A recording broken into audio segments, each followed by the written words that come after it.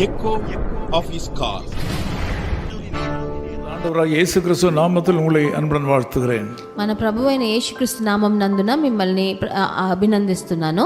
நீங்கள் அறிந்தபடி நம்முடைய மாதாந்திர பத்திரிகை எக்கோ ஆஃப் ஹிஸ் கால் அழைப்பின் எதிரொலியானது ஒவ்வொரு மாதமும் 16 மொழிகளில் அச்சிடப்பட்டு உலகமெங்கும் அனுப்பப்படுகின்றது. మీకు తెలిసినట్టు మన పత్రిక నెల నెల 16 భాషల్లో ప్రచురింపబడి దేశమంతయు లోకమంతయు పంపించబడుతుంది. உங்கள் மொழியில் இந்த பத்திரிகை கிடைக்காவிட்டால் நீங்கள் தயவுசெய்து எங்களோடு கூட தொடர்பு கொண்டு ஒரு பிரதியை கேட்கும்படி உங்கள் அன்பாய் கேட்டுக்கொள்கிறோம். இது இலவசம். మీకు ఇది పత్రిక దొరకకపోతే మాకు వెంటనే మీ భాషలో దొరకకపోయినప్పుడు మాకు వెంటనే మమ్మల్ని సంప్రదించి దానికి మీరు పుచ్చుకోవచ్చు. దీనికి మీరు ఏ డబ్బులు మీరు చందా ఏమీ కట్టనక్కర్లేదు. இந்த பத்திரிகை ஊழியத்தில் உள்ள சகோதர சகோதரிகள் உங்களுக்கு நல்வாழ்த்துக்கள் இந்த காலவெளியில் தெரிவிக்கிறார்கள். ఈ పత్రిక సేవలో ఉన్న ఒక్కొక్కరు మిమ్మల్ని అభినందిస్తున్నారు. இன்றைக்கு உங்களோடு கூட நான் ஜெபம் பண்ணதற்கு முன்னதாக மத்தேயு 26:41 வசனத்தை வாசிக்கிறேன்.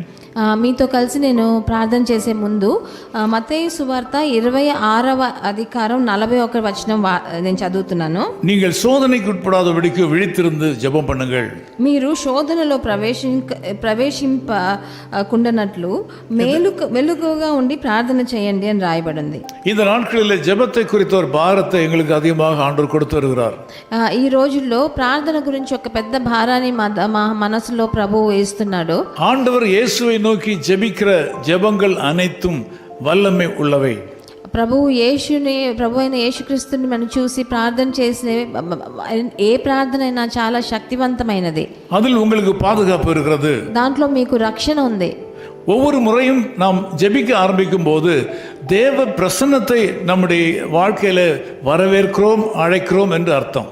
ఒక్కొక్కసారి మన ప్రార్థనకు చేసేదాన్ని కూర్చున్నప్పుడు మనం ఆయన ప్రభువుని యేసుక్రీస్తు ప్రసన్నతని ఆహ్వానిస్తున్నామే అనే అర్థం. సర్వ వల్లముள்ள தேவனையும் ஜெபத்தையும் நாம் பிரிக்க முடியாது. సర్వశక్తిమంతుడైన యెహోవా దేవుణ్ణి యేసుక్రీస్తుని మనము ప్రార్థన నుంచి వేరు చేయలేము. வாழ்க்கையில் மிக கடினமான பாதைகளை நாம் கடக்க நேரிடும் போது நாம் செய்ய வேண்டிய ஒரே ஒரு காரியம் ஜெபம் மட்டுமே.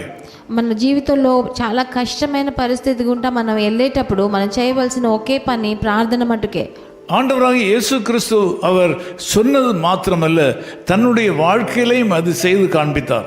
ప్రభువైన యేసుక్రీస్తు మనం ప్రార్థన చేయాలని చెప్పింది మటుకు కాదు, ఆయన జీవితంలో అది పాటించి మనకి చూపించాడు. அவர் அற்புதங்களை செய்யும் போதும் சிலுவையில் அறையப்பட்ட வேளையிலையும் அவர் தன்னுடைய ஜீவனை ஆண்டவரிடத்தில் கொடுக்கும் போதும் பரமேறும் போதும் ஆண்டவர் தம்முடைய பிதாவினை நோக்கி ஜெபம் பண்ணினார்.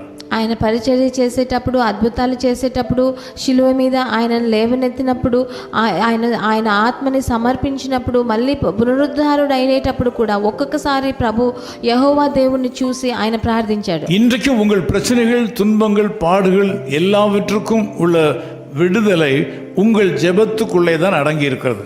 ఈ రోజు కూడా మీ కష్టాలు, మీ ఇబ్బందులు, మీ ఆర్థిక సమస్యలు, ఎట్లాంటివి సమస్యలైనా దానికి పరిష్కారం ప్రార్థనలో మట్టుకే ఉంది.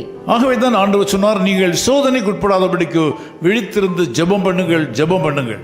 అందుకే ప్రభు చెప్పాడు, మీరు శోధనలో ప్రవేశించకుండానట్లు మెలకువగా ఉండి ప్రార్థించండి అని చెప్పాడు ఎన్నోసార్లు. நீங்கள் ஜெபத்தில் குறைவுள்ளவர்களாக இருக்கலாகாது. మీరు ప్రార్థన చేసే దాంట్లో మీరు తక్కువై ఉండకూడదు. நாம் சேர்ந்து ஜெபிக்கலாம். మనం కలిసి ప్రార్థన చేద్దాం. அன்பின் பிதாவே உமக்கு ஸ்தோத்திரம். ప్రియ తండ్రి మీకు స్తుతులు. இப்பொழுது நாங்கள் கேள்விப்பட்டபடி எங்கள் வாழ்க்கையின் பிரச்சனை எல்லாவற்றுக்கும் முடிவு எங்கள் ஜெபத்திலே தான் இருக்கிறது என்பதை நாங்கள் அறிகிறோம். ఇప్పుడు మేము విన్నట్టు ప్రభువా మా కష్టాల నుంచి మాకు పరిష్కారం దొరకాలంటే మా ప్రార్థనలోనే ఉంది అని మీరు చెప్పినందుకు వందనాలు. என்னோடு கூட ஜெபிக்கிற அந்த மக்களை நீர் ஆசீர்வதியும். నాతో కలిసి ఏకీభవించి ప్రార్థించే వాళ్ళని ఒక్కొక్కరిని ఆశీర్వదించండి. வருங்கால ஆசீர்வாதமாக இருப்பதாக. వాళ్ళ భవిష్యత్తు ఆశీర్వాదకరంగా ఉండని. இவர்கள் சிக்கலிலே சிக்கிக்கொள்ளாமல் இருக்கும்படிக்கோ விழித்திருந்து ஜெபம் பண்ணும் ஆவியை நீ தம்முடைய பிள்ளைகளுக்கு கொடுப்பீராக.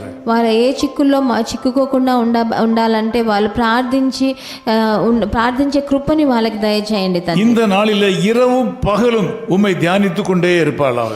ఈ రోజు వాళ్ళు పొద్దున రాత్రి మీ వచనాన్ని మిమ్మల్నే ధ్యానించని. உம்முடைய மெல்லிய சத்தத்தை இவள் கேட்பாளாக. మీరు సన్నగా మాట్లాడే ఆ శబ్దం వాళ్ళకి వినిపించని. நீ தம்முடைய வாக்குத்தத்தத்தின்படி இந்த மக்களை ஆசீர்வதியும். మీరు వాగ్దానాలు ఇచ్చి వీళ్ళందరినీ ఆశీర్వదించండి. இயேசு கிறிஸ்துவின் நாமத்தில் ஜெபிக்கிறோம் பிதாவே. ప్రభువైన యేసుక్రీస్తు నామం నందున వేడుకుంటున్నాము తండ్రి. ஆமென். ஆமென். ஆமென். புது எண்ணெயால் புது பலத்தால் புதிய கிருபை புது கவியால் புது எண்ணெயால் புது பலத்தால் புதிய கிருபை புது கவியால் நிரப்பினிதம் நடத்துகின்றீர் நோதன சாலேமில் சேர்ந்திடவே உம்பாதம் பணிந்தேன் என்னாலும் துதியே உம்மை அன்றி யாரை பாடுவேன் ஏசையா உந்தன் அன்பு உள்ளம் பொங்குதே. His call ministries 10 Muhammad Abdullah 2nd Street, opposite International Cricket Stadium, Chepauk, Chennai 600005, India. Phone 914428528282. Mobile phone and WhatsApp 919841271858. Email sam@echoofhiscall.org. Website www.echoofhiscall.org.